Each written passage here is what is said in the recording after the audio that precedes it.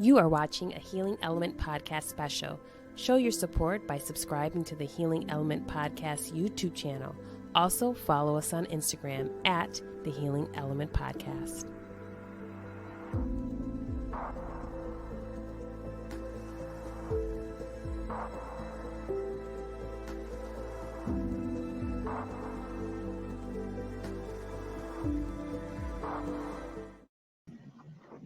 Hello and welcome to the Healing Element Podcast. I'm your host, Kai Marie. I have a very special guest with me. He is back, Thurston Smith, back by popular demand. And so we're happy to have him back. Today's topic is Beyond a Movement, the history of policing in America and the rights of Black Americans. And before we jump into the conversation today, I would like you to just take a moment and look at the image that's in front of you. And just as we start to have this conversation, we really wanted to put image to the language that we'll be speaking on today and that Thurston will be breaking down for us as far as the history of police and Black Americans. So, and this is an image that Thurston had provided for us just to show kind of what we're going to be talking about and how deep this history runs between our community, the Black community, and police. So today, as I said, Thurston will provide us with a look into the history of policing in America and how the creation of this system has impacted the lives of Black Americans. He will also provide us with tips and strategies to use when engaging with law enforcement. Thurston, welcome back to the program. It's a pleasure to have you back. Thank you, Kai. Good to see you. Yes. So good to be back with you. Thanks again for the invitation. Oh, of course. You're always welcome on the podcast. So for those that did not catch the last time that you were on, the last time we had a conversation regarding breaking the generational cycle of substance use. And that was an interview that struck a chord with many people. And I had a lot of positive feedback as far as the information that you provided. So I know that the same is going to hold true today. But if this is your first time joining the Healing Element Podcast and you missed the last interview that I did with Thurston, here's a little bit of his background as it relates to the criminal justice system. So Thurston was appointed by the Tennessee House of Representatives to the Tennessee Community Resource Board for the Department of Corrections. He's a former chair of the Shelby County Juvenile Justice Consortium, served 3 terms on the CJJC. He's a former case manager for the Court Services and Offender Supervision Agency Reentry and Sanction Center, CSOSA, in Washington, D.C. He's a graduate of the Leadership Memphis and American Leadership Forum Criminal and Juvenile Justice Cohort. Policy advisor to members of the Tennessee State Senate and Tennessee House of Representatives. He provided testimony before members of the U.S. Congressional Black Caucus, Political Education and Leadership Institute regarding criminal justice sentencing disparities. Served as a consultant and trainer for Federal Bureau of Prisons, U.S. Attorney's Office, U.S. Probation Office, and a host of state correctional institutions. He served as an adjunct faculty in the Department of Education, Criminal Justice, and Human Services for Southwest Tennessee Community College. He provided testimony before members of the Tennessee State Legislature and Tennessee Black Caucus on juvenile justice policy reform. Also a juvenile justice and youth advocate and drug court and reentry program surveyor for CARF International. Impressive resume, and just the person that we need to have the conversation today. Yeah, and it's kind of interesting. Since you went through that glowing list of biographical data, it's important to note that I've got some personal experiences with the criminal justice system as well. So add that to the list of credentials.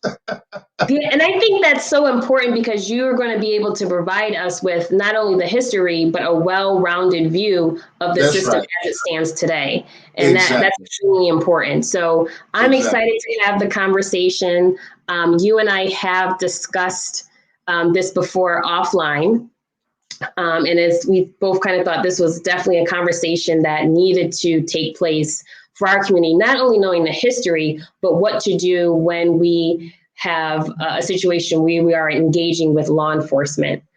So we'll jump right in. The movement that inspired, there was a movement, I should say, that was inspired by the unfortunate murder of George Floyd. And it seemed as though because of that incident, something was sparked globally, not only in America, but around the world. And for the first time I can remember, even on LinkedIn, I saw people in our community posting, "I'm not okay today. Like I'm tired, I'm exhausted." And that was the first time that I saw us really expressing how we were feeling for anybody, for people, for coworkers, for anybody that we had any type of communication with. Usually it's stuff that we either keep to ourselves, close-knit circle, being friends and family. So what do you think it was, Thurston, regarding what happened to George Floyd that really sparked this movement and really starting some more in-depth conversations about policing and the Black community? Well, thanks again for having me on your podcast, Kyle. Well, I think you actually summed it up yourself in your question. These feelings, as it relates to the maltreatment, the mistreatment, the oppressive practices, discrimination as it relates to African Americans, has been growing for years and years and years, and we're actually talking about centuries. We're not talking about mild incidences of abuse or isolated incidences of discriminatory practices. We're talking about something that is maladaptive, something that is pervasive, and something that has been going on for far too long. And it's interesting that in your lead-in question, Kai, how you referenced that it actually became a world movement. So let's look at that. Even other countries those countries outside of the United States have been aware and cognizant of the racial discrimination and practices that have been going on in America as it relates to African Americans, as it relates to Black people and other people of color for years. So it's interesting that we had a rally cry that was felt as far as, Tunisia. We had people in Great Britain and France and Germany rallying for justice in America. So I think that's that whole movement was indicative of the problems that we have been experiencing in the United States for far too long. No, I agree with that. And I think, too, the fact that we as a community started to speak on it. And some people I know that they were concerned. They said, listen, I know me being vocal about this issue, it may affect my employment, but I cannot remain silent. So I think that push also helped with really sparking this conversation. Is that something that you would also agree with?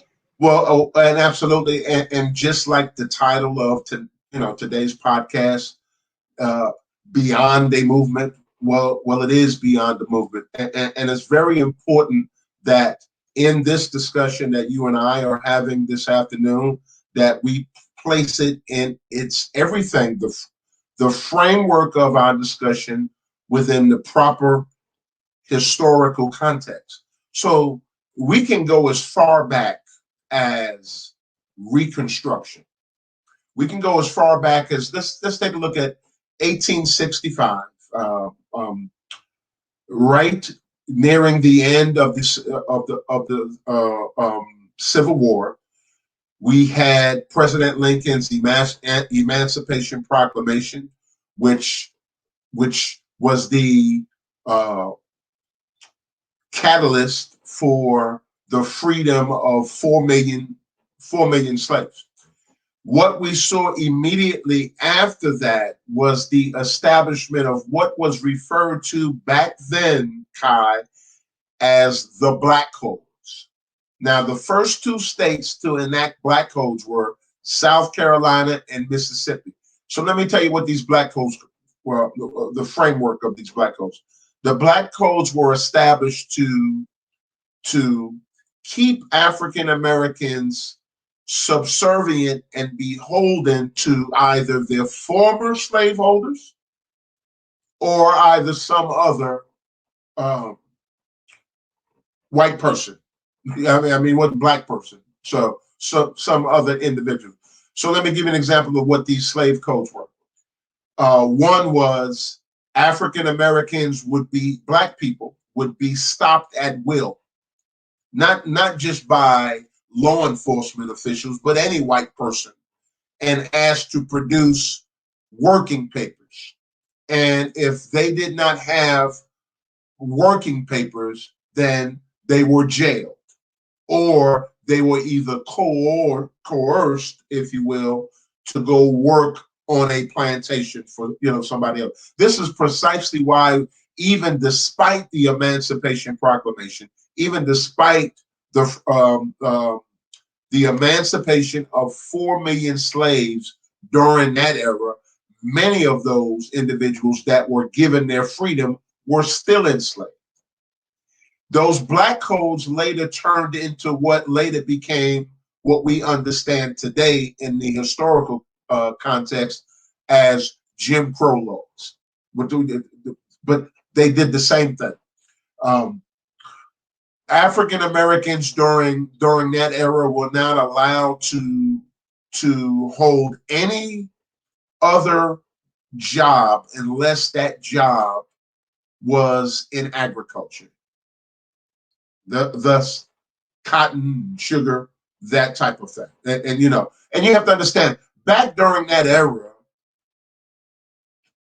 cotton was the GDP during that time. That was the gross domestic product of that era, particularly within the southern states.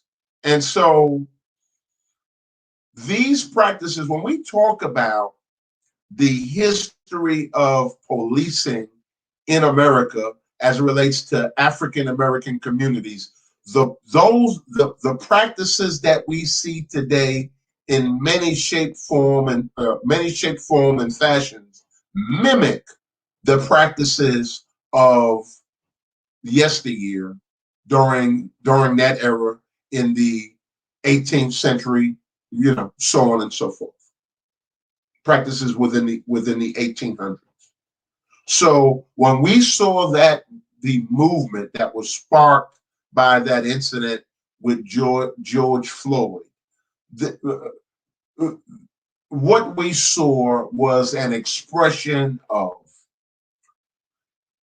deep-seated hurt, anger, frustration, fear, all that has been passed on from generation to generation.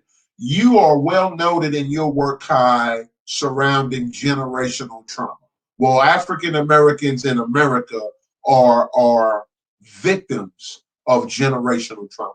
And it's so interesting because the majority, even though African Americans were given various rights throughout the years, there have been policies that have been implemented to either impede, hinder, or neutralize the policies that actually gave us our freedom. Does that make sense? And it's kind of interesting. There are three predominant policies that continue to prove problematic for African Americans, or historically have proven problematic for African Americans. One is the U.S. government's housing policy. Two is the U.S. government's education policies. And lastly, which is the focal point of our discussion this evening, is the U.S. government's criminal justice policies.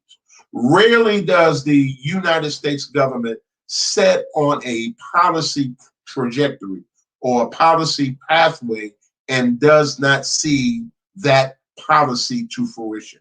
This is precisely why when we look at Nixon's war on drugs in 1971, there was a direct increase in drug abuse within African American communities in New York, Philadelphia, Los Angeles, Atlanta, Georgia, other major metropolises throughout the United States that were in direct proportion to the civil rights movement. Even if we, and I'm not being a wise guy, even if we look at the movie New Jack City and we look at the words of Wesley Snipes, aka Nino Brown, he told you really, he made it real clear. He said, ain't no Uzis made in Harlem, and not one of us owns a poppy field. So let's be real clear about that. In fact, Maxine Waters was on a campaign, I seem to recall approximately 10 to 15 years ago, where she had come across some data that substantiated that it was actually the federal government that actually flooded Los Angeles with narcotics during that time. So, this is a real, a very sensitive discussion that we're having, but it's one that needs to be had. No, I totally agree. And for those that are listening, please make sure that you give this video a thumbs up. Thurston's going to be providing and is providing some important information for us as a community. So as you engage with our live streaming tonight, that will help to boost the video to make sure that the information gets out to as many people as possible. So please make sure you give the video a thumbs up. Also share and subscribe to the Healing Element podcast. That'd be very much appreciated. And so when you were talking about, Thurston, what was happening in the government's involvement with drugs going into our community, I think there's actually a Netflix special, if I'm not mistaken, and people that are watching, please, I can't remember the name of it. I am intending to watch that, but I think it may speak to exactly what you just brought up. Are you familiar with that, the documentary? Which one are you talking about, Tyler? It's a Netflix special, and I think it's about drugs being, the whole network of drugs being pushed into the African American community. I believe it's relatively new, but when you had spoke on that, as far as the work that Maxine Waters has done, it made me think of that Netflix special that's on there. So I definitely want to check that out. Anyone who's listening, if you know the name of the special, please drop it in the comments section. Well, I'm going to be hunting for it as soon as we're done. Yeah. I haven't, like I said, I haven't watched it yet, but I look forward to doing it. Yeah, I want, I definitely want to see that. But going back even to when we look at the history of discriminatory policies and practices as it relates to African Americans, it's sinister. I mean, it's just sinister.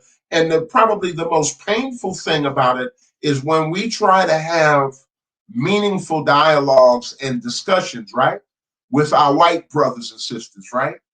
We're frequently met with the three cousins of denial, as I refer to it. I'm a therapist, so I got to bring psychology into this discussion. We're often met with the three cousins of denial: minimization, it's not that bad; rationalization, right? Black people own slaves, or black people sold us into slavery. So you hear that one, or justification. So it's either you minimize it, to make it less severe than what it really is. You rationalize the actions behind it, and then you give justification of why it occurred. And this is precisely why we continue to have this discussion over and over and over again. And not to go on a tangent, every day this week they have been talking about on the news about all of these attacks against Asian Americans.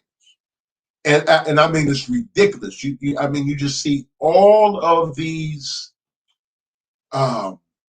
unwarranted attacks on old people, old Chinese people or whatever, part of Asia they may be from. They could be from Japan or, Taiwan or, or just senseless. And there's this growing angst. There's this growing trend within this country that is especially targeted toward people of color. And obviously Asian Americans fit into that paradigm of people of color. And it seems to be worsening. Yes, I've seen, and I apologize, guys. I think there may be a small delay on my end. So just so that you know, this is technology. So no, you raised a good point, and so I think this is why this conversation is so important to have right now, because we've always seen in history that when anytime there's more, how do I want to say, conservation of resources, we always Right. start that kind of corresponds with an uptick of racial incidents. Exactly. Exactly. And you would have to ask yourself, any decent or sensible human being you would have to ask yourself, what is it that makes someone have that kind of hatred and disdain within their heart towards another human being that's done absolutely no harm to them? And one of the things, and I know you understand this because you work in the field of counseling as I do, and it's dysfunctional, and that's because that's what we're getting at. It is so dysfunctional and so pervasive. Racism is as a part, just as much a part of the American culture and fiber as hot dogs.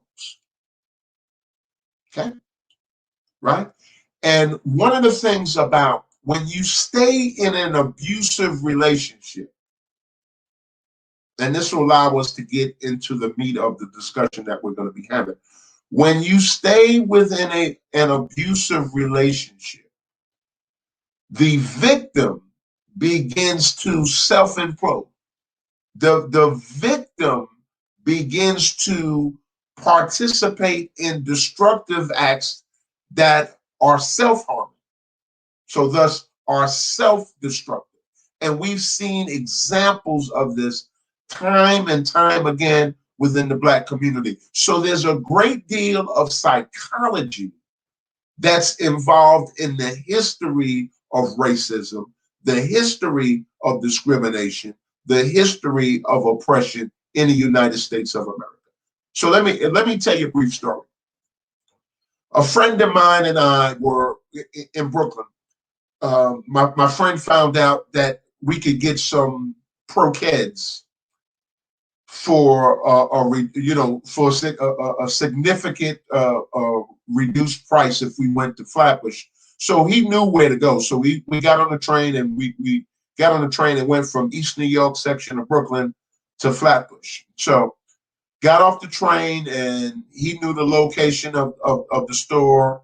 Got a couple of blocks down, heading toward the store, and we heard these guys, calling us the N-word, get out of our neighborhood, da da da da da da da da.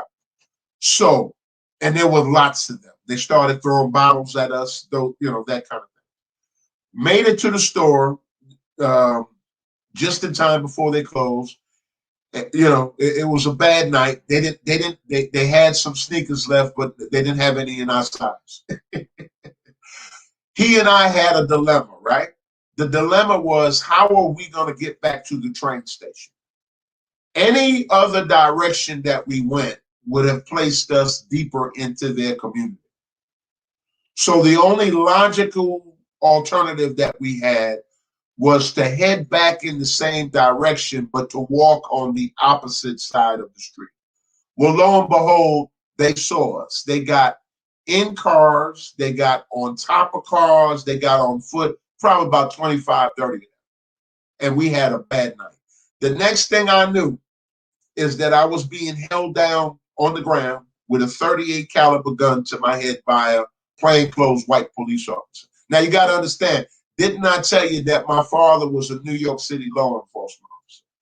And the reason why I referenced that is just to give the audience some idea that I was raised in a decent family. I had money. Wasn't rich, but I had money. We wasn't up there stealing. You understand? That's only one of several incidences that I have had with law enforcement in the United States. That was up north. Let me give you another instance. My first counseling course was and I'm going to put the name out there, was at Trident Technical College on Rivers Avenue in Charleston, South Carolina. Trident Technical College has 3 campuses. The North Campus, which is on Rivers Avenue, the main campus, which is on Palmer Avenue, downtown Charleston, and then they had a satellite office in Goose Creek, South Carolina. This was my first class in health and human services because I was pursuing my career in counseling. The class was televised. About 10 or 15 minutes into the professor's introduction into the course and introducing herself to all of the students, the campus police come into the classroom, drag me out of the classroom during a televised session. Why? Because they said some black guy stole a pocketbook 1 or 2 weeks before. Now, you see, that was long time ago.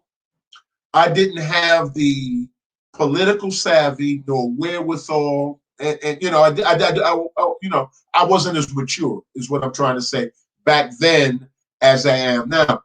Had I been, I would have sued them, but I didn't. That's number 2 incident. So I've given you 2 instances of police brutality that I've experienced. One in the north, right? One in New York City, and then the other in the heart of the South.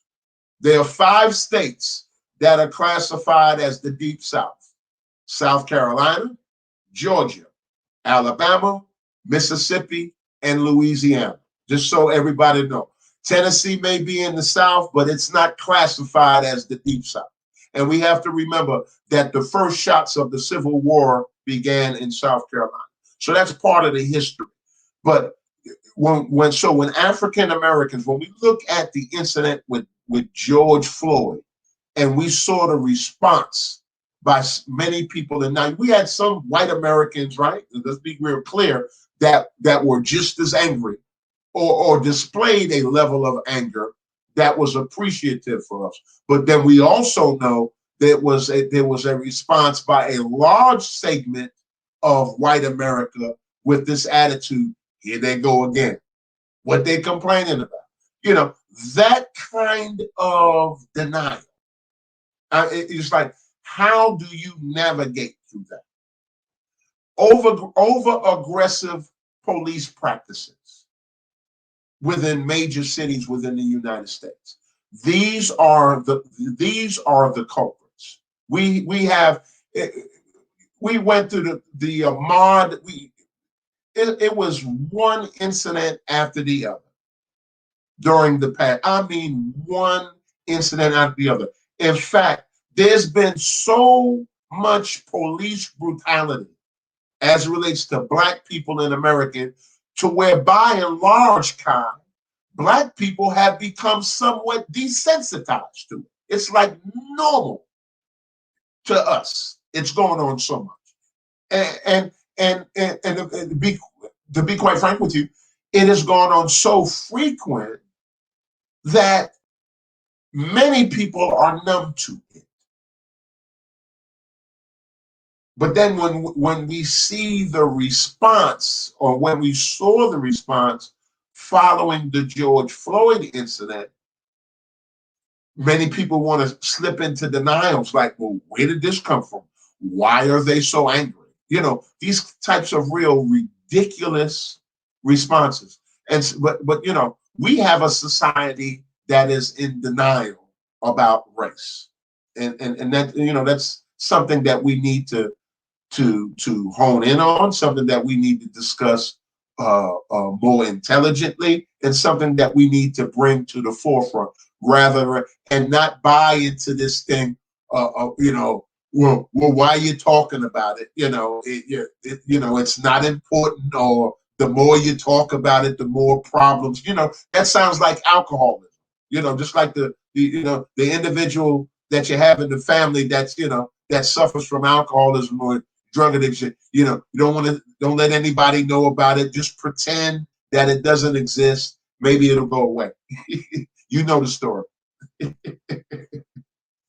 It's so true. And even after all of the reports that come out regarding the race disparities that exist in every area, whether it's health, as you had mentioned earlier, education, housing, you have so many reports that show that the underlying issue is race, but still there's an avoidance to address it. Absolutely. with all the data that exists. Right. Let's talk a little bit before we get further into the realm of criminal justice. Let's go to 1934, 1933, 1934, under Franklin Delano Roosevelt. That was the president then, right? He established the housing authority, and I forget the exact term. It was Department of Housing Administration, something to that effect, right? And in 1934, they rolled out policies.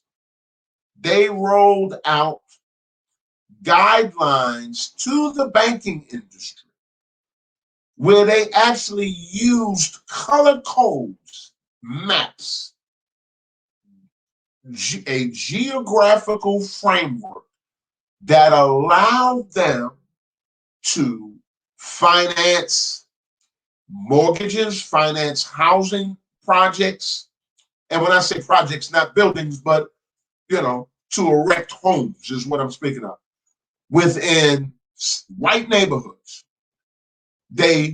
on the map, they would red out all of the Black communities. That is the history of the term that we refer today as redlining. It was the same policies that they used to run highways through Black communities. And they utilized those highways to separate Black communities from white communities. This is precisely why housing policy has been just as much of a culprit to the progress of African Americans as the other policies have been.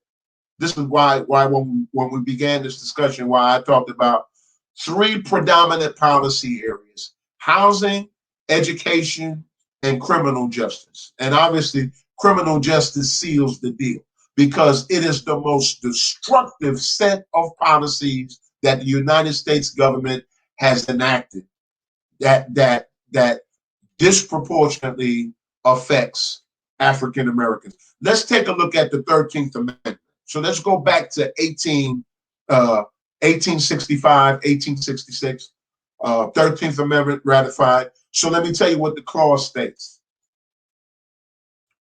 With the exception of involuntary servitude or slavery, is what it says, quote, involuntary servitude or slavery, excluding criminal offenses, there shall be no slavery. Now, let me say that to you again. Involuntary servitude or slavery, with the exception of criminal offenses, it is against the law to enslave somebody. So,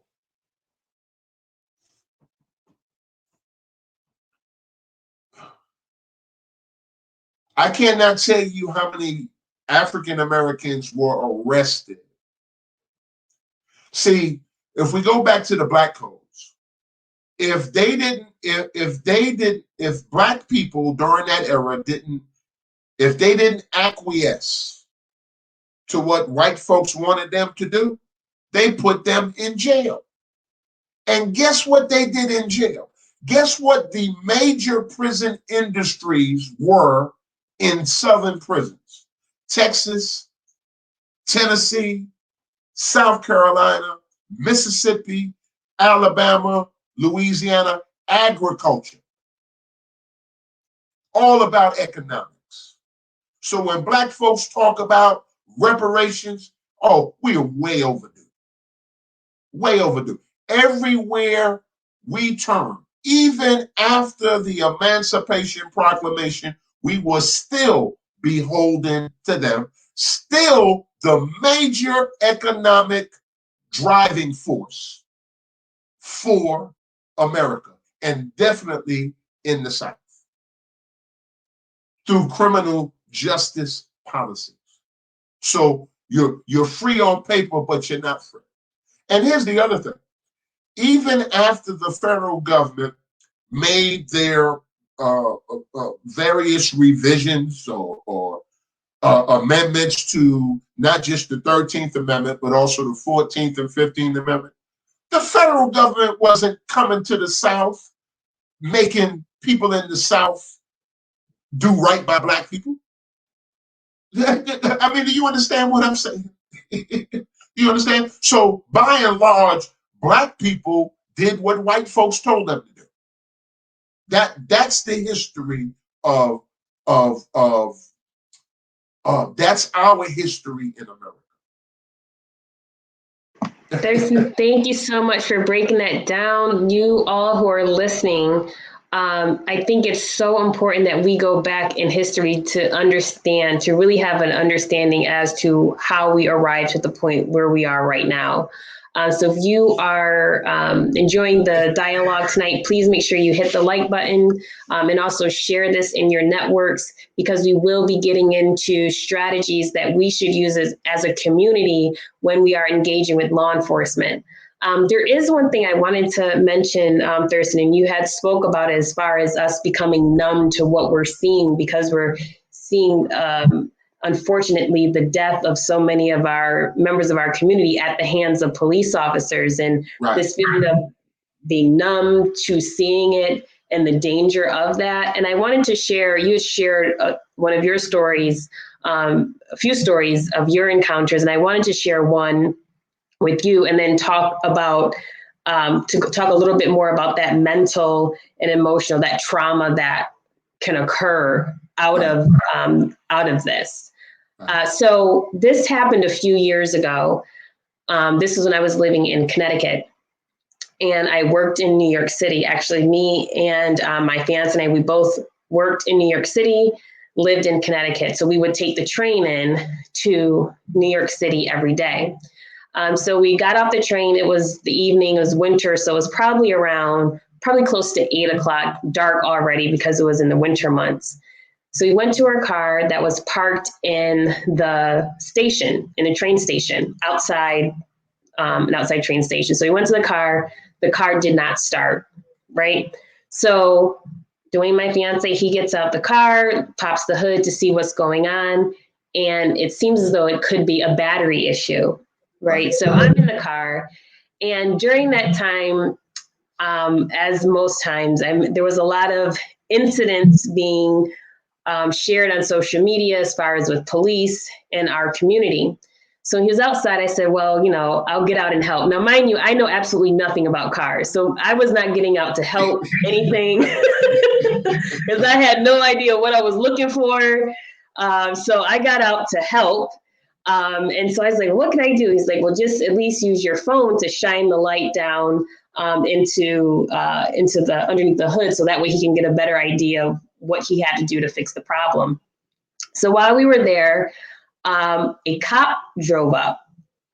So we were facing away from the road. So the back of our vehicle was towards the main road, and the cop was on the main road. And so I poked my head up. I just had a sense someone was there. I just get a sense. So I looked up and I was like, I saw it was a police officer. So I told Dwayne, I was like, Dwayne, there's a cop. He pulled up and he's just sitting there. So Dwayne's like, all right, don't worry about it. We'll just, figure out what's going on in the car so we can get home. So the police officer then takes one of the bright lights in his vehicle and shines it over at us and says, is everything okay over here? But it wasn't in a tone of concern. Of course. Right. It was in a tone of, why are you here? Now, right. The place that we would take the train to and from to work, it was in a relatively affluent part of Connecticut. Right. So I told Dwayne, I said, Dwayne, don't move. I'm going to slowly raise up a little bit so I can let the cop know we're just having car trouble. Right. So he said, okay. So I stood up and I said, sir, we're going to be out of here. I yelled back to him. I wasn't going to walk towards him. I just yelled back to him and said, all right, we're just having car trouble. He didn't respond. He just kept the light on us and sat in his car. So I started to get concerned. I said, why is he still sitting here? Right. And Dwayne's like, don't worry about it. So he continues to sit there and he yells again, is everything okay over here? So it's like, I just told this guy that we're having car trouble. So now I'm getting worried because I'm like, is he trying to make this into something else? So again, I told Dwayne, I was like, you don't move. Whatever you do, don't move. We're not going to do any subtle movements. And so I yelled again. I said, sir, we're going to be out of here soon. We're having car trouble. No response. Just keep shining the light and just sitting there. So Dwayne's like, I don't know, I'll yell. And I said, okay, if you turn around, just move slow. And we were trying to figure out, what do we need to do? Right? Exactly. So, not because of your car trouble, but because of the police officer. Right. And it's dark, right? He's just flashing this light. He's not getting out of his car. He's not saying anything else to us. Right. So Dwayne just turns around. He just turns his head. He keeps his hands on the vehicle. And he says, sir, we'll be out of here soon.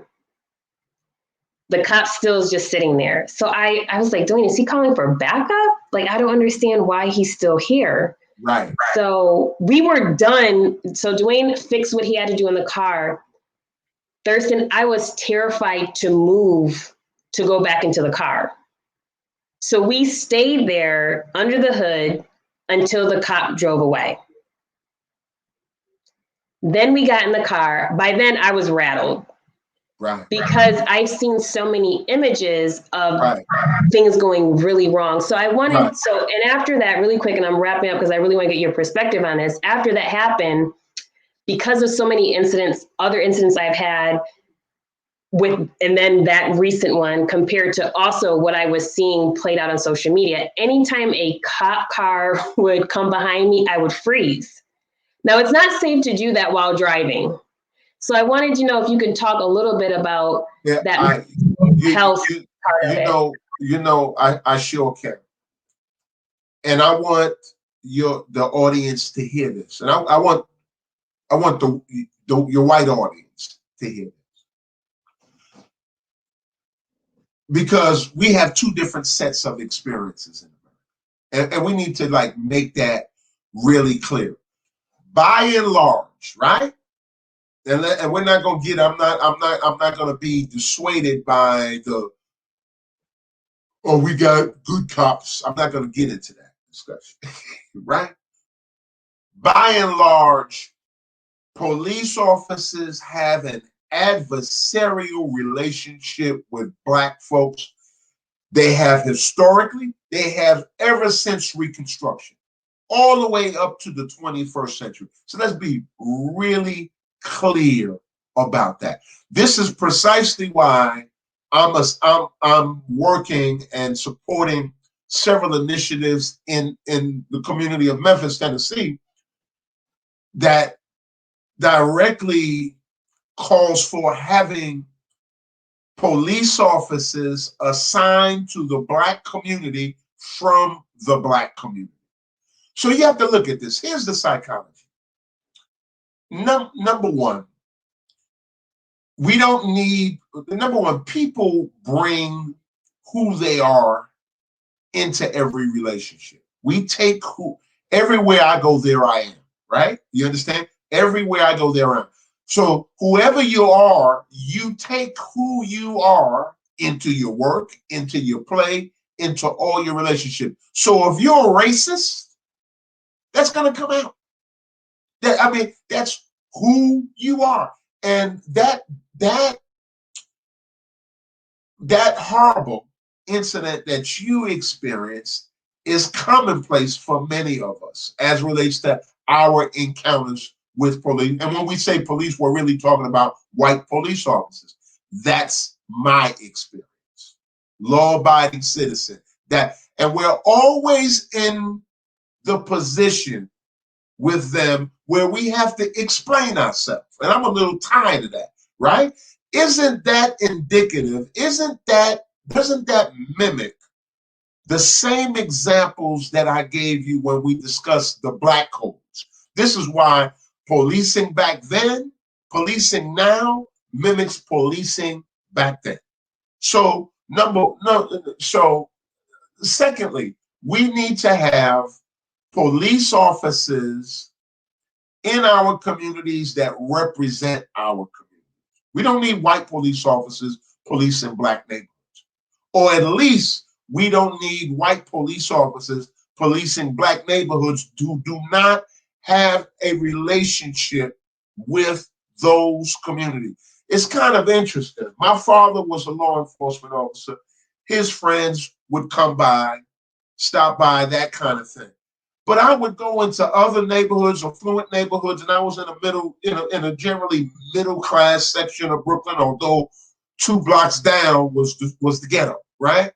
But I would go to affluent neighborhoods, and the police officers within white neighborhoods know the whole community.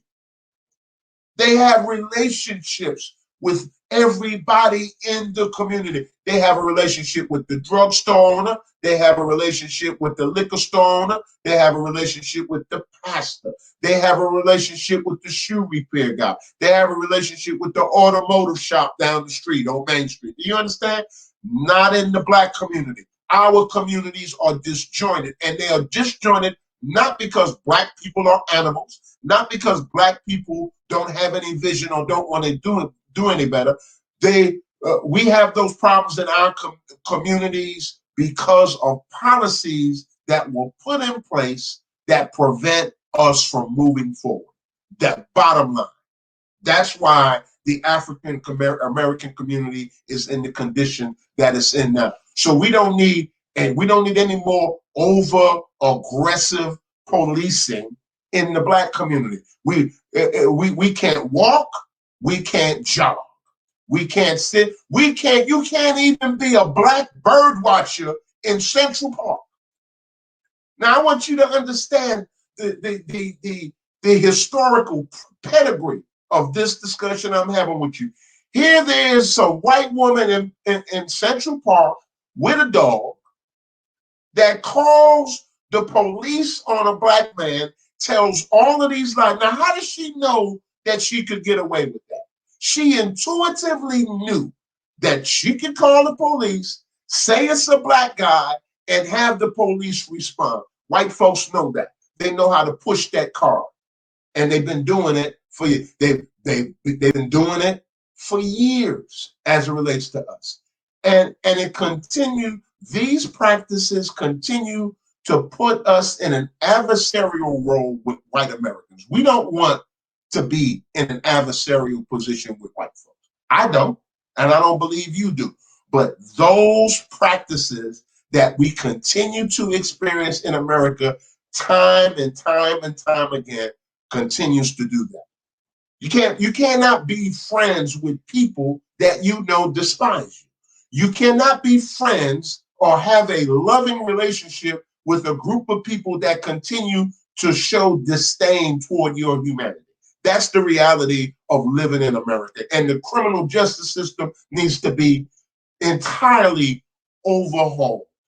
And we haven't even got into the crux of the challenges within that system. And it begins with over-aggressive policing in Black communities. We are constantly in a position when it comes to our interactions with, if I can give you 10 instances of encounters that I've had with law enforcement, 10, maybe 1 out of the 10 was good. And I'm just telling you. And I think if we were able to do a poll with your audience, well, your Black audience, right? Because I'm sure that's not the experience of your white audience, right? But I'm sure if we were able to do a poll, I'm sure the numbers would pretty much be consistent in terms of Black males, particularly African American males, as relates to encounters with white officers. And police officers today, going forward, need to be vetted, meaning that they need to do a psychological profile on them. They do psychological profiles on high-ranking law enforcement officers within the federal government. They do psychological profiles on people that work in the intelligence community. And I don't see why they should not do a more effective and comprehensive job of vetting law enforcement officers. A study came out last week that talked about that the FBI report, not a study, a report just came out from the Federal Bureau of Investigation validating racism within law enforcement agencies. Something that we've been talking about. I mean, like, really? Something that we've been talking about for years. So now here's the FBI telling us that America's police departments are plagued with racism. Well, the FBI was part of it. We can go as far back as COINTELPRO. J. Edgar Hoover served under 8 presidents. The only FBI director to serve under that many presidential administrations. Wikipedia will tell you, during the civil rights movement, J. Edgar Hoover said, you will subvert, neutralize, and disenfranchise the following groups, individuals, and organizations: Student Nonviolent Coordinating Committee, the NAACP, Malcolm X, Huey P. Newton, Black Panther Party, Martin Luther King, all of them. And there was a direct influx of drugs within major metropolises in Black communities, knowing full well that we're not the ones that brought that in. Nixon had a commission immediately before the establishment of the White House Special Action on Drug Abuse. And by the way, Nixon's White House Special Action on Drug Abuse Prevention was the precursor to what we now know to be the White House Office of National Drug Control Policy. So you need to understand this. This is precisely why I said at the beginning of this, rarely does the federal government start on a policy trajectory and does not finish it. And it doesn't make a difference what presidential administration is it. If Nixon set the policy ball in motion of criminalizing Black people, and it has continued all the way up to the Obama administration. And we need to understand the history of that. It went from Nixon to Ford to Carter to Reagan to Bush to Clinton. 3 strikes out. Clinton validated that whole policy trajectory that was started way back within the Clinton administration. We need to understand that. That's how deep the rabbit hole goes. And here's the interesting thing. The White House Office of National Drug Control Policy, historically known under the Nixon administration as the White House Special Action Office for Drug Prevention, sets the nation's drug control strategy and directs the U.S. Department of Health. Even though it's a White House office and it's an executive branch, it also has influence over funding in the U.S. Department of Health and Human Services, Substance Abuse and Mental Health Services Administration. But guess what? Historically, 50% of the budget of the White House Office of National Drug Control Policy has gone to law enforcement, not drug prevention, not drug treatment, has gone to locking people up, securing, the prison industry and everything involved in that. Do you understand? So Nixon was told after the establishment of the commission that he had in 1970, they did several focus groups around the country, and even white people during that time told President Nixon that they needed to focus more attention on drug treatment. That's not what he did. He focused more attention on locking up Black people in African American communities. That's the history. Power. Thank you so much, Thurston, for breaking all of that down. Important history for us to know. So please, again, make sure that you are sharing this information with friends and with family. And to your point, Thurston, when you said as far as how when drugs was ravishing our community, how we were treated versus right now we're talking more, there's more conversation over the last several years about the opiate addiction. And we saw how that was really at one point more so in suburbia, right? And I saw when I worked in government, I saw a lot of just in the way in which that was handled. We got to get these people counseling. We have to make sure that there's community services. I mean, the thought process and the thoughtfulness of how to treat people that had and who used opiates completely different from what we saw in our community. Right. And I was appointed.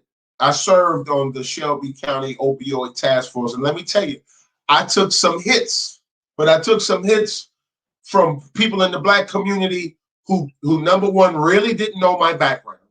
Number two, really didn't know what I was doing on the opioid task force. By and large, I was the only person on that opioid task force here in Memphis, Tennessee, here in Shelby County, that was advocating for equitable treatment. And I made it really clear, right? I made it really clear. We had a press conference with the DA and the mayor and members of the Shelby County Commission and the county sheriff and so on and so forth.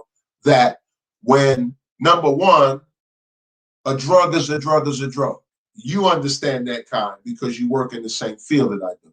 We don't differentiate. It's no special drugs. I told Rush Limbaugh that, right? God bless him. Because Rush Limbaugh had an opiate addiction, but there's no difference. There's, the brain does not differentiate between drugs you get from a doctor from drugs you get off the street. And heroin is an opiate. Dilaudid is an opiate. One you got over the counter, one you got from a dealer. Doesn't make a difference. The body's response to dope is the body's response to dope. Makes no difference. It's packaging. And so here, what we experienced, and the African American community was raising hell, and they had the right to raise hell, and I was raising hell with them. Here we're talking about, I sat in a meeting in 2019 in Memphis, Tennessee, Shelby County Commission, when I heard a chief law enforcement officer say, "We can't arrest our way out of this." And I looked at him and I said, that's real interesting. And I said, we need to have a little bit conversation about it. You can't arrest your way out of addiction to cocaine or any other drug. It's all a public health. Before the coronavirus, America's #1 public health crisis is addiction. Folks need to understand it.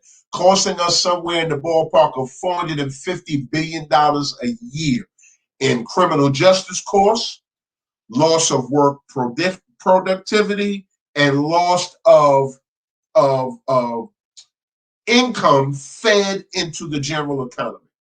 If you don't believe me, you can. That data is easy to pull up. You can go to the U.S. Department of Health and Human Services, or you can go to the Justice Department to get that data. But here we had key members, key policy influences within the state of Tennessee talking about we can't arrest our way out. And I said, I believe you and I agree with you. But how come your policy approach was different to drugs that are more common in the Black community? And that goes back to my testimony before the U.S. Congressional Black Caucus, which dealt specifically with the sentencing disparities between powder cocaine versus crack cocaine. Understand that they are the same drug. Only thing you need to do to turn powder cocaine into crack cocaine is some baking soda, some water, and a little heat. And that's it. It is the same drug. It's not a different drug. It's not a variant. It is the same identical drug. Yet the sentencing disparities were 100 to 1. No. I want to say that again. Sentencing disparities for crack cocaine versus powder cocaine was 100 to 1. Obama chopped that down by like 90%. With the, I think Obama's executive action was the Fair Sentencing Act, if I'm correct. I got so many public policy, laws in my head. Sometimes I get them confused. And so the audience needs to know, and the Black community needs to know that Obama did great work as it relates to the criminal justice reform, what he could. So interesting, what Obama was able to accomplish during his administration was accomplished primarily through executive action. But what Trump was able to accomplish during his administration was through congressional legislation that he took credit for. He took credit for Obama's trajectory, because if you were really interested in criminal justice reform, why did y'all fight Obama on what he asked you to do in the legislature? They didn't pass it in the legislature during the Obama administration, but during the last administration. So we have to watch that. And that's why people need to really pay attention to public policy.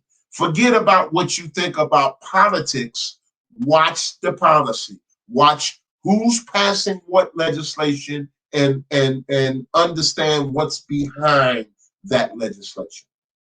We need an entire reform of America's criminal justice system from top to bottom, and it begins with the local police departments. And what your audience also needs to understand is that the federal government has little or no impact on criminal justice policy on the state level. That's state law. Now, what legislators may do, and what we hope that many of them will do, is if they see a trajectory, a positive trajectory in public policy on the federal level as it relates to criminal justice policy, hopefully good legislators like our own legislator in the legislators I can think of that are criminal justice advocates in Tennessee, like Tennessee Senator Brenda Gilmore, Tennessee Senator Ramesh Akbari, just to name two. Those are two criminal justice pioneers in the state of Tennessee that are studying federal policies. One of the, I think, President Biden, in the first week of his administration, initiated executive action to halt contracts between the federal government and private prisons. Federal government should never establish public-private partnerships in criminal justice, because think about this. And you don't even have to be a rocket scientist to figure this out. If you have a business and your business is criminal justice, then what's your marketing strategy? Right?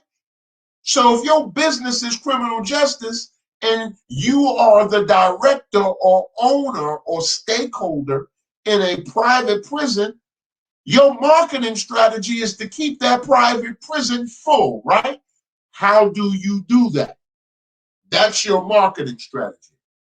And so, I thank God that the new administration has lots of talent there, and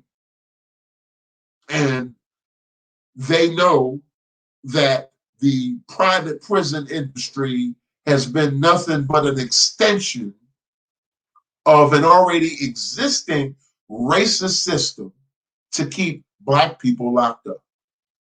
That's it. So true, Thurston. I think that, what you're saying, it all relates back to what you said when we opening the conversation, which was we have to, as a country, acknowledge the race issue in this country, or else we're just going to keep going around the same thing over and over again, and it's gonna pop up again. Just it's gonna manifest itself differently. Can I tell you a story? Mm-hmm. See if you believe this, and it fits right in with our discussion. In 2017, I was invited to do a presentation and provide brief testimony before the Tennessee State Legislature and the Tennessee Black Caucus addressing juvenile justice policy.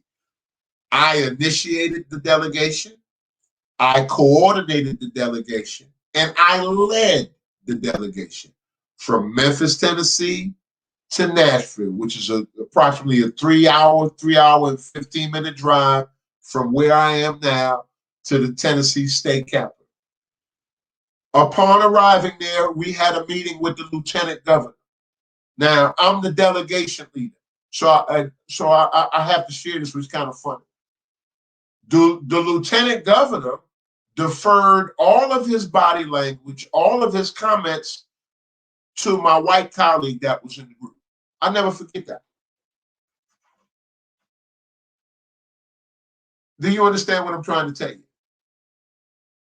I'm the one that led the delegation there. I'm the one that did the paperwork. I'm the one whose name was on top of it. You understand? Met with the state's lieutenant governor. I'm gonna give him a pass. I'm not gonna call his name, right? Deferred all of his comments, all of his questions to my white colleague that was part of the delegation.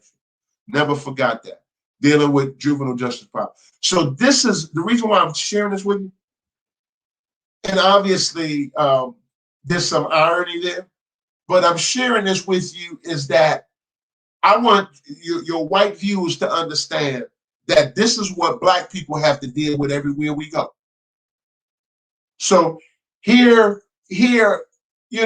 as professional as I am, and I know I didn't go up there unless I was in a suit, right? My nails were done, right? Shoes were shined. I think I was looking pretty good. I even got some pictures from when I was up there, right? So here I am, and you don't get to go up there without those people vetting you, So you got formal background checks and then you got the informal one. I'm sure that they did both before I was allowed to roam up in that Capitol. But you get my point? So even with an upstanding public service record, I still have to become second in my own project. That's the kind of stuff. And Black people deal with this all the time. We deal with it so much that we don't even bother talking to white people about it, or even talking to each other about it, because we become, to some degree, we become desensitized to it. But it was just so funny. I was up there on criminal justice matters. We're talking about criminal justice, but even in that process, I had to deal with microaggressions and subtle racial overtones in that process. I never forget that. I'm glad that you shared that. And because what you're saying reminds me of, there's a gentleman, Neely Fuller, and he wrote a book, which is, what is it? It's the Code of Conduct. The name is escaping me right now. But it talks about the system that we live in and how we must kind of develop our own code to live in the system.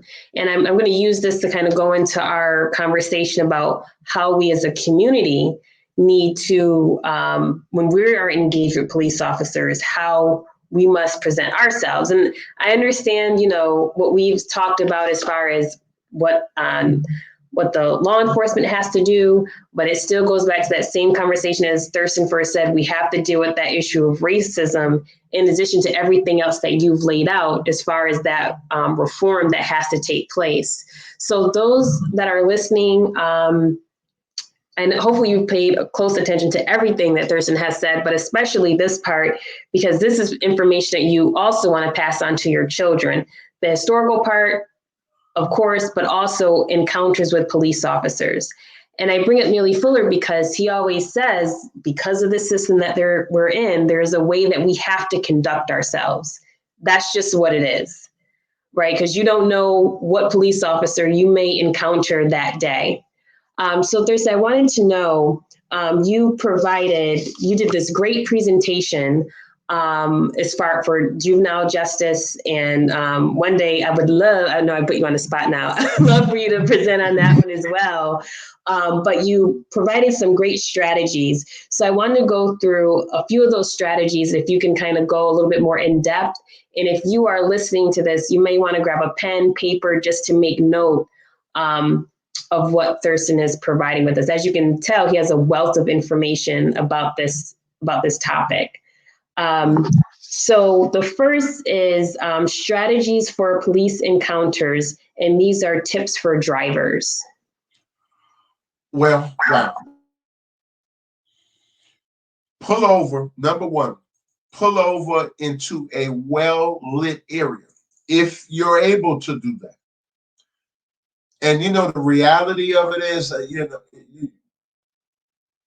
individuals may find the police behind them, and let's just say, God forbid, in some real dark area within any given community, or the lights are not working well, or the lights are out. And the last thing I would want to tell somebody is to keep driving until you get to a well-lit area. Because I doing that may frustrate the officer even more. Do you see where I'm going with this? And just by virtue of us having this discussion should tell you that we have significant, not a little problem, not an every now and then problem. We have a significant problem in the United States. But number one, pull into a well-lit area. Number two, if you have someone with you, ask them to record the entire encounter. If you don't and you have a phone, call somebody and let them know where you're at. If you can make 2 phone calls, let them know where you're at. In fact, one strategy, believe it or not, may actually be to call the police yourself. I know that may sound totally crazy to some people, but one strategy may be to call the sheriff's department or dial 911 yourself, because that way there's another record of. Do you understand? And you have to, and that's why it's called tips and strategies for law enforcement, because you actually have to become a strategist today in dealing with police. And that's the reality that we're living in. We all know, keep your hands visible. I would, before the officer approaches the vehicle, I would already have my wallet out. Now, today, I have the habit of, I have a picture of my driver's license on my phone. I also have my registration and car insurance on my phone as well. So I've got it on paper, but I've also got it on my phone. I kind of have everything on my phone. So that may be another strategy there. Why are you stopping me, officer? Don't antagonize the police officer. That's not a good strategy. You know, whether they're right or wrong, don't antagonize the police officer. Name, badge number. Why are you stopping me, officer? Be polite, and hopefully it'll go well. No false moves. Don't get out. Don't cuss the police off. Don't do any of that. Just don't do any of that. And I was asked to do a series of presentations for some of our local youth in the juvenile justice system. I did one presentation, so I did some research, and I created that presentation. Subsequently, I've been asked to do 2 other presentations to our youth here, and that's the presentation that I sent to you, Kai. Tips and strategies for how to, effectively manage law enforcement encounters. So that's for if you're driving. Then there's the scenario if you're walking. If you're walking, kind of same kind of thing. If a police officer stops you, if you can, if you're by yourself, I would actually, if I was I would actually ask a bystander that's close by to just stay there and observe. I would actually ask them to do that. And that's exactly what I would do, because you want another set of eyes. Follow the same format, no moves, respond, just be polite to the police officer and that kind of thing. Get name, badge number. If you're able to make a phone call and let somebody know what's going on, notify somebody in your family, I would do that too, if you got the time and the freedom to do that. Thank you, Thurston. And now, I grew up with Officer Friendly, right? Officer Friendly would come into the school and talk to us about, how to stay safe. And so now in this world of social media where, our children are seeing a totally different view of police officers, how would you recommend parents to have these type of conversations with their children, especially young Black boys? When they're seeing images of people that are in their peer group, their interactions with cops, they probably already have had experiences. So how important is it for parents to have this conversation with their children, and how should they approach it? It's probably more important than the birds and the bees discussion. Do you follow me? It's more important. The discussion that we need to have with our children, surrounding how they need to interact with police officers is by far one of the most important conversations that we can have with them today. More important than sex education. I would rank it higher on the list of priorities than that. And how do you do that? How do you do that? And this is kind of the thing, right? Because even, in my own thinking, I don't want to tell my child, and by the way, didn't I tell you that my son is a MP? So I've had a father that was a law enforcement officer, got a son that's a law enforcement officer in the U.S. military. So you got a police-friendly family, right? You understand what I'm saying? But to have to sit there and have a conversation with my son or my grandchildren even about why they have to be so cautious around police kind of tells them that police are not their friend. But then, I'm just keeping it 100. But then white America gets upset with us when we say police are not our friend. But police, by and large, are not our friend. They're not friendly. Police don't stop. They don't. They go to certain neighborhoods, and then, like I described to you, they know everybody in the neighborhood. I've got my friend Andre that's listening from New York. He knows wasn't no police coming up and down, and anytime they came up and down our neighborhood, they was looking for somebody. They didn't stop and say, how you all doing? They didn't stop and talk to us about school and stuff, but they do in white communities. We don't have that. Police historically have an adversarial relationship with us. There's a very important point that I want to share with you that I didn't have that I want to get across before we get off. I had a lengthy conversation with a good friend of mine that is a supervisory probation officer. And he validated the research that I already did in this area. The majority of parole or conditional release violations, at least on the state level, are not new offenses. They are violated on technicalities, on administrative technicalities, like they missed an appointment, they didn't get, they violated curfew. So you have to understand, once you are in the criminal justice system, you are extremely vulnerable. You have no credibility.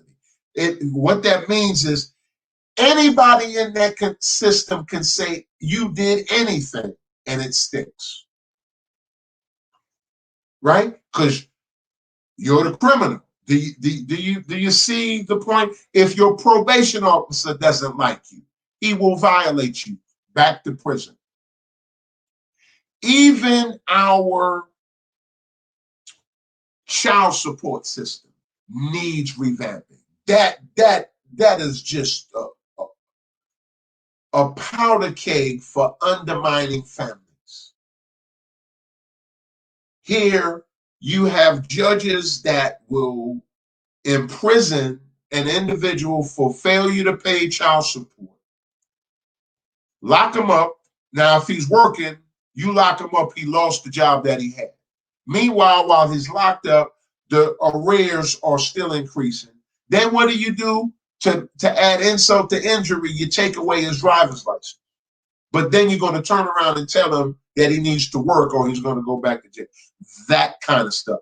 That's what I mean by all the policies that we have in place in America that undermine the fabric of African-American families and the African-American community are absolutely incredible.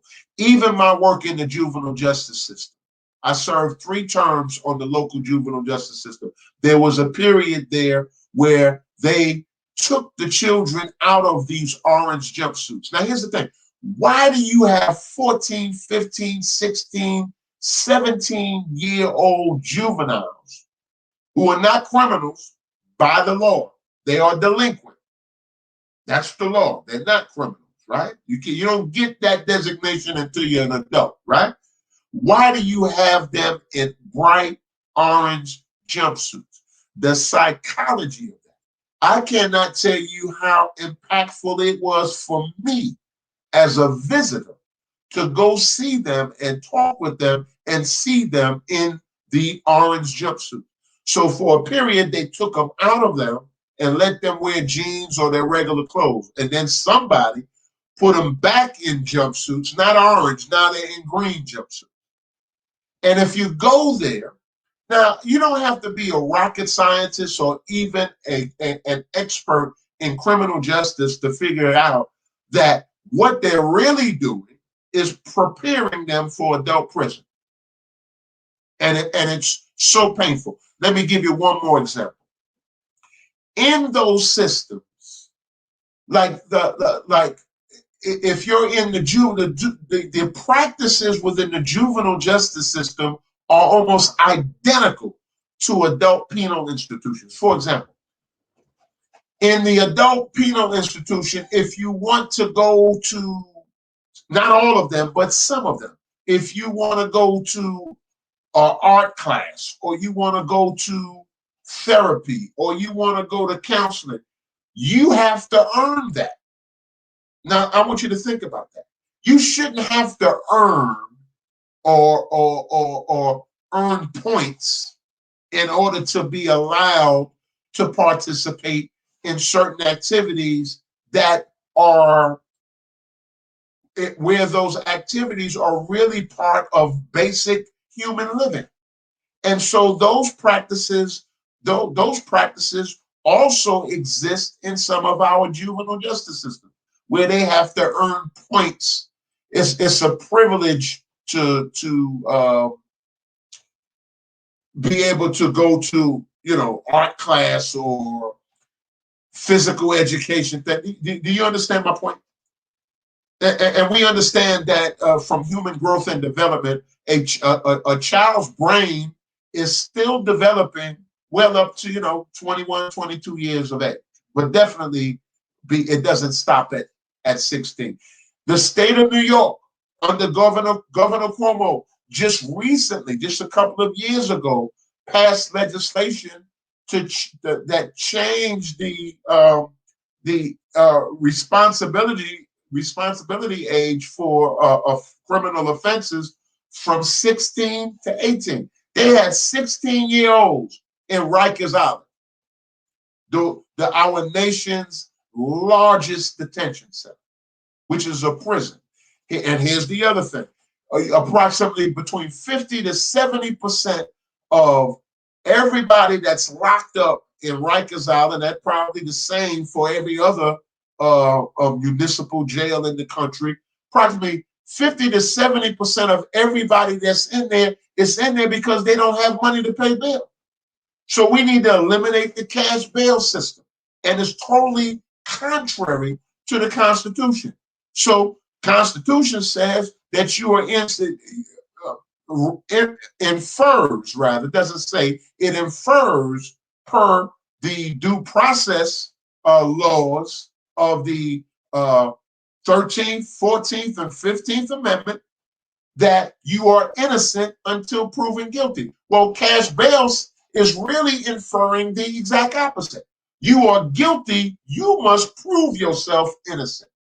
So everywhere we turn, I think it's 2 Corinthians chapter 4, where Paul was writing to the church. Paul says, the Apostle Paul says, we are troubled on every side, but not distressed. But I'm here to tell you, the Black community is troubled on every side, and we are distressed. Everywhere we turn, there's some type of policy that checkmates us and prevents us from improving or prevents us from overcoming other challenges. I didn't mean to go on a tangent. No, not a tangent at all. Thank you so much. Because a lot of us, we don't know this part about our criminal justice system and the juvenile system unless we've had to be involved in it for some reason.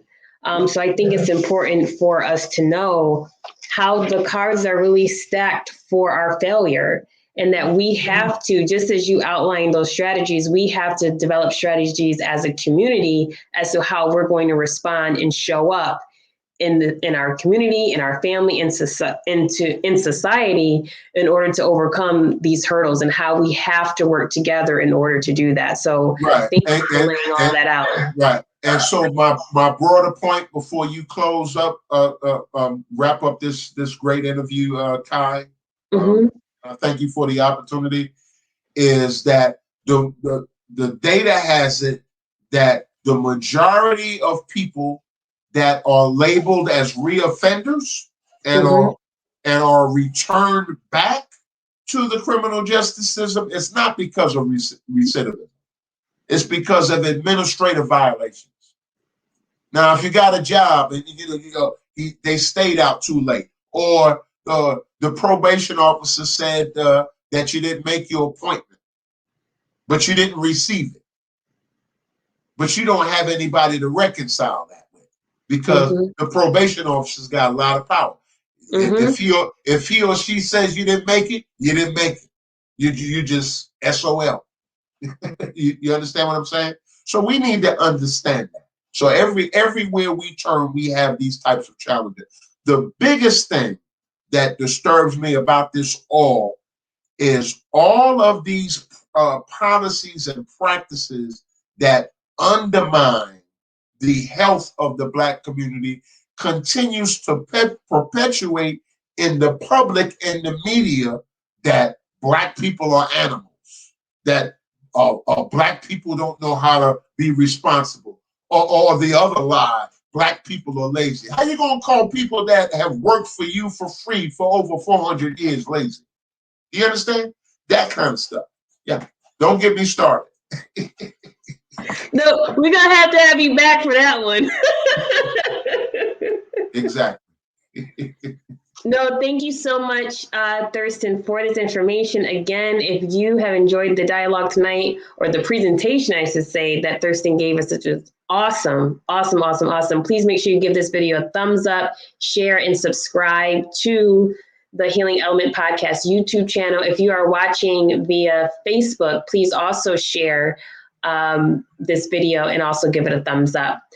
So Thurston, as we wind down our conversation this evening, you raised so many good points for us to begin to really learn, research, and have a clear understanding of history. It's so funny that our whole dialogue started over policy, a policy talk.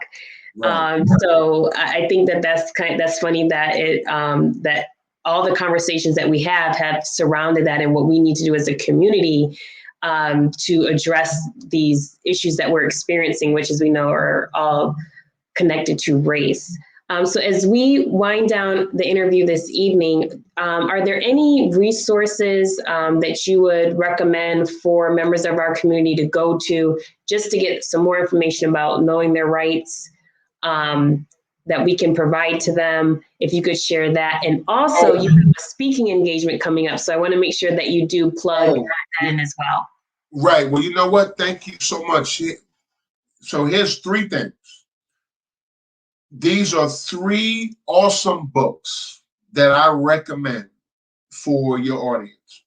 One is When Affirmative Action Was White: An Untold History of Racial Inequality in the 20th Century America, by Ivor Katz-Nelson.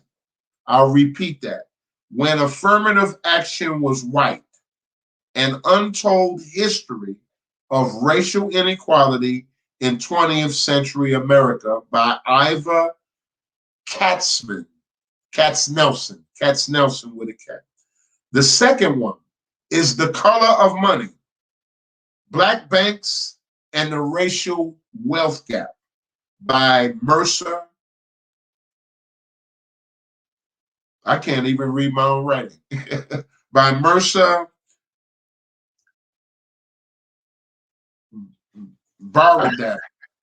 Yeah. Oh, that book I actually do. I listened to a book on tape. Powerful book.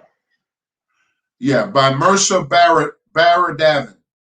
The Color of Money: Black Banks and the Racial Wealth Gap. And the last one is The Color of Law: A Forgotten History of How Our Government Segregated America, by Richard Rothstein. Three excellent books. The Color of Law: A Forgotten History of How Our Government Segregated America. These are three good reads that I encourage your audience. Now you asked me about what kind of resources. Well, you have the Southern Poverty Law Center. You know, that's one of our oldest. The American Civil Liberties Union is also a great source for policy information, and they provide data on practices, practices of inequality and discrimination, who's doing what. They track some of the work that the Justice Department is doing. They track, how well they're doing in areas and how they're not doing so well in some other areas. So those are two that come right to mind that I think your listeners or your viewers might be interested in. Great. Thank you so much. So I also dropped them in the comments section. So that way you have the books and also the other resources that Thurston provided. So as we close out, I'm just going to pop back up the image that you provided us with as we kind of end out. Are there any last words for this episode, Thurston, that you wanted to leave our audience with tonight? No, it's been great. Been a great discussion. I believe we could have actually sat here for another hour and a half, and it probably wouldn't have seemed beyond 15 minutes. The conversation was so good. Yeah. But I thank you for the opportunity to come on your podcast. It's been a great discussion. Thank you so much. And thank you everyone that has been listening. Thank you for your support. Again, please share this important information with your friends and family. This is Thurston's second time on the podcast, so don't worry. Right after this, I'm going to talk to him in the green room to set up a third appearance. So don't fret, working on getting them back.